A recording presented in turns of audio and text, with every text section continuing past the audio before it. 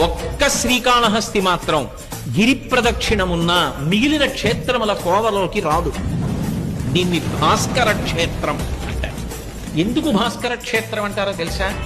మనందరం పితృదేవతలు ఉత్తీర్ణులు కావాలన్నా, దేవతానుగ్రహం కలగాలన్నా, లోకములు శాంతి పొందాలన్నా, గ్రహములు శాంతి పొందాలన్నా పరమ ప్రమాణంగా ఏ కాలాన్ని తీసుకుంటామంటే సూర్యుడు ఉత్తరాయణంలో ప్రవేశించినటువంటి కాలాన్ని ఉత్తరాయణ పుణ్యకాలమని పిలిచి, ఉత్తరాయణ పుణ్యకాలంలో దానాలు పూజలు అవి విశేషంగా చేస్తారు.